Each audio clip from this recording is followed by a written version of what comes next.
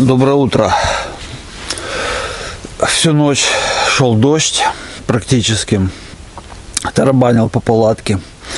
Я периодически просыпался, чтобы проверить, как течет, не течет.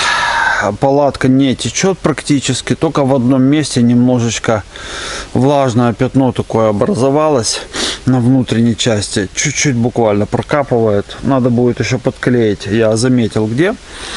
А так все нормально. Там, где я заклеил, палатка не течет. Все отлично. Что меня радует. Все сырое. Надо было, вот видите, не подумал я дрова спрятать.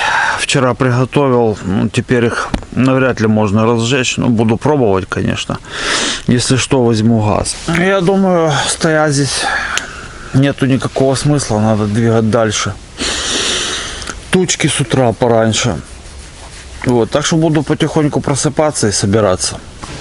Пока я пью чай, сварена рисовая каша со сгущенкой. Благо я ее в запасе с запасом. Целых 2 бутылки. Ну, наверное, мне хватит до конца поездки. Но если даже не хватит, ничего страшного. Мой лагерь почти собран. Байдарка уже находится внизу. Ну, фактически мне только собраться, уложиться. Ритуальное утреннее купание. И я пошел. Вы знаете, я понял, что меня вчера мулило. Меня мулило прошлое, которое не связывается с моим настоящим и будущим. 60 Forever Young. И меня это отпустило немножко. Но это место, оно меня как бы немножко выталкивало. Я думал вчера остаться еще на 1 день. Но походив по окрестностям, все как бы говорит мне, что едь дальше, ищи новые места. Это место хорошее, но оно уже в прошлом. В прошлом эпоха стоковой видеографии профессиональной, платной. У тебя впереди 60 Forever Young. У тебя впереди походы, тренировки, немного другая жизнь, ну практически другая жизнь. И съемкам профессиональным стоком в ней уже навряд ли будет место. И вот пока я это не осознал, вот я что-то ходил, мне что-то мешало, знаете, вот вроде бы все классно, нет комаров, кстати, это первое место, ребята, где практически нет комаров. 1-2 не считается, но по сравнению с теми полчищами, что было до того, это показатель. И вроде бы никого вообще нету, тишина. Вот, ну что-то мне говорит, собирайся и уезжай. То есть едь дальше, смотри на новое. Я не стал противиться интуиции. Еще со времен Афгана я очень уважаю это чувство. Вот. И если тебе что-то настойчиво говорит, лучше не делать наперекор. Этому месту надо сказать спасибо огромное за все. Может быть, сюда приехать просто в качестве туриста. А сейчас мы идем дальше. Продолжаем наше путешествие от границы до столицы. До свидания этому месту. Оно хорошее, уютное. Оно без комаров. Но что-то меня отсюда выталкивает, говорит, едь дальше. И я сел в байдарку. И мой путь лежит дальше, вниз по течению. В глобальном направлении следующая большая точка — это город Остер. Вот туда и лежит наш путь. Прекрасное раннее утро, умытое и чудесное. Мое любимое время, когда грести по реке, это означает получать кайф высшего сорта, высшей пробы. Когда никого нет, нет вонючих моторок, шумящих, рычащих моторами, нарушающих водную гладь. Есть только байдарка, мерный плеск весел и ты, старающийся запечатлеть в мозгу каждый отпечаток этой красоты.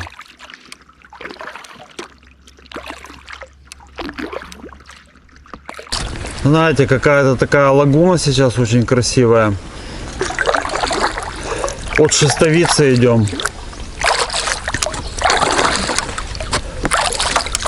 Время 7:30. Я намеренно иду вдоль левого берега, где нет солнца, чтобы насладиться в полной мере красотой вот этой утренней реки. Впереди еще туман. Настолько красиво, что вам сказать. Специально иду медленно. Кувшинки, тишина, такие мелкие лагуны. Класс. Приходится подруливать время от времени.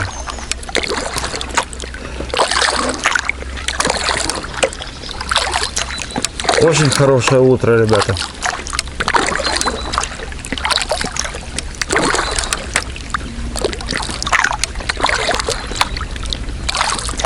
GoPro стоп-съемка.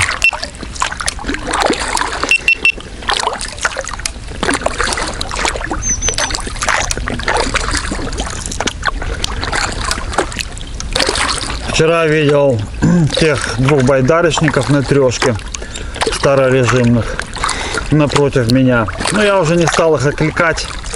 Зачем? Они что-то постояли с другой стороны реки. Посовещались и пошли дальше. Наверное, я так думаю, где-то сейчас я увижу их байдарку. Они не поднимают ее наверх, как я.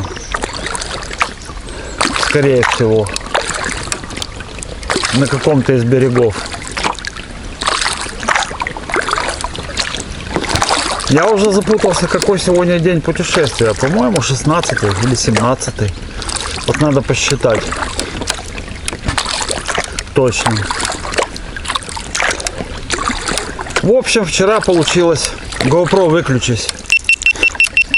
Забыл выключить GoPro. Вчера получилась почти полноценная дневка. Я успел переписать все карты и понял, что все-таки надо было брать еще или 2 терабайтный накопитель, или еще 1 терабайтный. Терабайтный у меня заполнен на 2/3. То есть осталось еще 1/3 терабайтного. Ну и сами карты памяти. Вот. А впереди еще минимум 10 дней путешествия.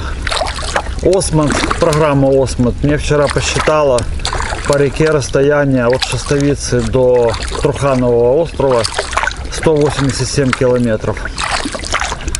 Я иду, в общем-то, с опережением, ребята. Ну, не потому, что мне хочется скорее закончить, нет. Просто так мне комфортно, я вот так иду. Как-то, ну вот еще думаю, хорошо, в Шестовице остаться на день, да. Ну, не берем в расчет того, что просто это место меня выталкивало, как бы, да, наверное. А вообще, ну зачем? Я целый день вчера и так практически, ну, переписывал карты, кушал, постирал, все. У меня нет необходимости никакой оставаться еще на день. Зачем? Никакого смысла в этом нету. Лучше пойти вперед, заночевать в каком-то новом месте, увидеть что-то новое, снять что-то новое. Время 9 утра, 2 часа гребли неспешный, такой, в режиме полулайт. Что хотел сказать? Большая половина похода моя позади, и уже мысли поневоле начинают перескакивать на будущее. Я думаю, что бы я хотел от воды, от байдарки, от водных походов. И глобально моя цель звучит примерно так. Я хочу пройти по всем рекам Украины, где только можно это сделать. На самом деле их не так много. И я не был почти нигде. И это надо исправить. Речь не стоит именно пройти вот от начала до конца. Да? Наверное, нет. Все-таки с большим количеством обносов я бороться не хочу. И они мне не нравятся. Я буду это делать, если в этом будет необходимость. Вот. Но я буду стараться выбирать такие маршруты, где наиболее красивые пейзажи и наименее количество обносов. Вот. Может быть, это будут походы там вдвоем на 2 байдарках. Не знаю. Пока я больше склонен к одиночным походам. Мне уютно, комфортно, мне хорошо. И что-то менять я пока не хочу. Но это не догма. Все может поменяться. В этом году, конечно, я не знаю, получится или нет у меня пойти еще в один какой-то водный поход, такой глобальный. Скорее всего, нет. Но есть еще вторая цель. Это пройти все маршруты короткие под Киевом. Маршруты выходного дня от 1 дня до 3 дней. Они есть, коммерческие фирмы возят по этим маршрутам, описаний полно. И я тоже практически нигде не был. Тоже пройти их лично и посмотреть. Вот. Вот так звучит, наверное, моя глобальная цель использования байдарки в туризме. Ну и тренировки, то есть имеется в виду, выехал на тот же Труханов утречком, раскинул байдарку налегке, поставил руль, чтобы она не рыскала, взял с собой там по минимуму и пошел наяривать круги там, ну, по обычному маршруту до дамбы, обратно к московскому. Надо выучить, как он называется по-новому. Вот, мосту. И раз на 2 на круга, ну, на сколько времени хватит, так, чтобы так устать капитально. Байдарку собрал и домой.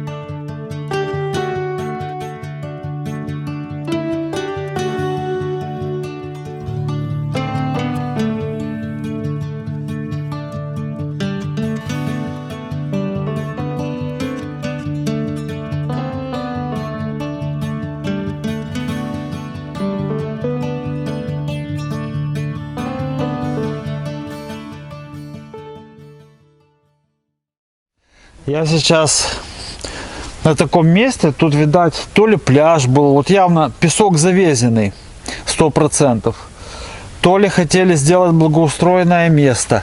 Но я остановился, потому что вот увидел грибки, еще из совка, это 100%, это грибки моей молодости. Ха-ха. И они до сих пор еще встречаются. А вот там еще 2 грибка. Ну, как все старое, они вросли уже в землю. Этот вон практически вообще покосился, врос в землю. Облупившаяся краска, как из Чернобыля, видите? Ну и тут тот же самый такой же. Я просто не мог, знаете, не выйти и не снять это все дело. А вот там вижу карьер, откуда брали песок. Пошли посмотрим. Да, вот тут явно экскаватором рыли песок. И вот этот песочек туда закинули на пляж. Знаете, такой островок запустения посреди, Десны. В принципе, тут очень не кислое место, ребята, для, мне кажется, для дневки или для стоянки. Это после Шестовицы где-то грести, ну, часа 2,5-3, где-то так по расстоянию. С левой стороны по течению реки. Местные сюда не ездят 100%. Ну, редко очень. То есть ни бутылок, ничего я не вижу. Вот. А так, песочный пляж, полянка. Ну, не знаю. Единственное, палатку поставить негде. Можно вон там, потому что все на солнце. Какой мощный такой завал. Тут, скорее всего, несколько деревьев. Видите, какое? Нет, одно дерево, но оно такое старое, мощное, очень такое фактурное, огромное. И вот теперь его конец здесь, на мели, возле Десны. И, по-моему, если не ошибаюсь, там гнездо свили аисты.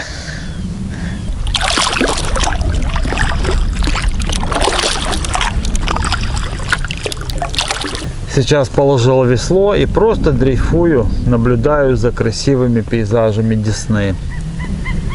Тихо, спокойно, ни души. Уже долго ни души. Наверное, километров 5. Пустые места, птицы.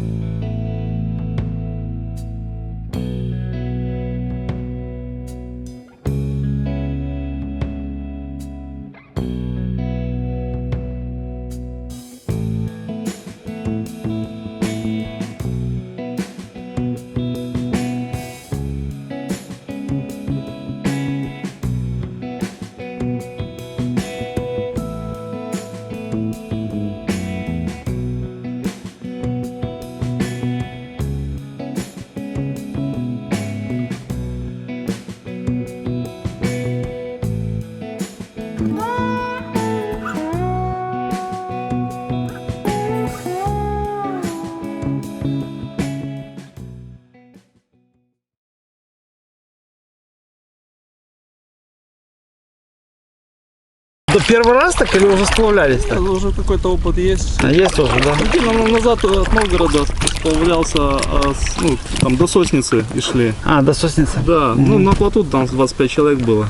Вот это надо себе такой купить. Мы по дороге там встретили людей интересных, они сплавлялись на 3 калибре, скрепленные вагончиком, и получается они ничего страшного. взяли с собой, оставили такие каркасы, 2 крыши по 500 ватт электромоторы такие получаются. А, то есть моторчики, да, получается, да? На электромоторе получается аккумулятор 500 ватт, там и ноутбук хватает, и холодильник хватает зарядить им. 3 калибри?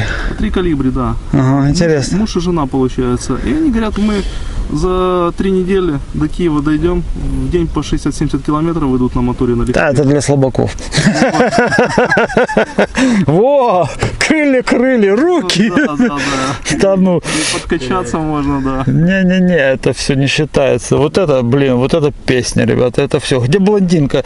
Сюда надо блондинку такую классную, чтобы гребла. Ищем русалка, чтобы была. Я тоже еще не нашел. Там было, смотрим, 4 рыбака стоят. Подплываем, 4 рыбачки стоят. 4 рыбачки. 4 рыбачки и ни одного. А вас двое. И вы поняли, что... Мы когда вот Новгорода спускались, там 25 человек нас было, мы одни мужчины на плоту, женщин мы не берем. Правильно. Я тоже. Вниз чуть проходим еще метров 500, стоят 3 рыбачки. Как будто проблема с демографией. Весьма возможно. Весьма возможно. Ясно, ребята. Ну круто. Я еще думал сзади, это что такое? Думаю, смотрел. Думаю, ладно. Все видел. Поломанный плот видел. Большой, огромный плот видел. Значит, вот теперь вот я иду, и мне стыдно. Я себе спокойно гребу, ищу место для стоянки. Меня аж усталость куда-то делать. И тут смотрю, что впереди лодка не лодка, ну далеко еще, плот не плот. Я думаю, что оно такое? И как-то она вот так зигзугом по реке. Я сначала думал, что местные просто бросают сети. Почему? Потому что гребут они вот этим маленьким веслом, типа каноэ. Ну, у местных оно вырублено тоже здесь, дерево. Потом подхожу ближе. Думаю, не местная, потому что на голове шляпа соломенная. Ребята, подхожу еще ближе. Это песня. Ну, вы сами все видели. В общем, резиновая обычная лодка, и к ней привязан обычный надувной синий матрас. Блин, это песня. И вот ребята вдвоем сплавляются по реке. Сзади, значит, лежит один чемоданчик вот такой маленький. На этом веревкой привязан этот матрас синий китайский. Честно, ну, эти настолько позитивные два парня оказались.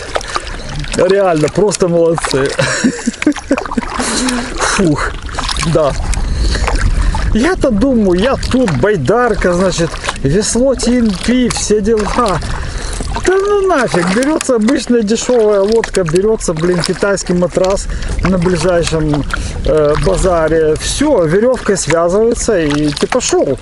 Вот. И в них, причем, я смотрю, ни хрена нету. То есть не каких-то накидушек от дождя. То есть просто тупо одна сумка, они в шортиках сидят и в рубашке. Ну и в шляпах. Но правда они вышли на 2 дня, они сказали. Вот. Фух, да. Давно я так не смеялся и не удивлялся. В хорошем смысле. Ну парни просто лучшие, просто лучшие. Река Десна опять сегодня меня сумела удивить. Я уже думал, знаете, все, ну тупое махало, в общем, машем веслами и радуемся. Все дела там. Нифига. Тут такой сюрприз. Ой, молодцы, просто молодцы. Ребята, если вы смотрите мой канал, просто мои восхищения вам, честно. Ну, конечно, долго так не проходишь, это понятно, но в таком ключе, это да, это серьезно. Я думаю, что я еще немножко погребу. И где-то надо уже искать место и падать.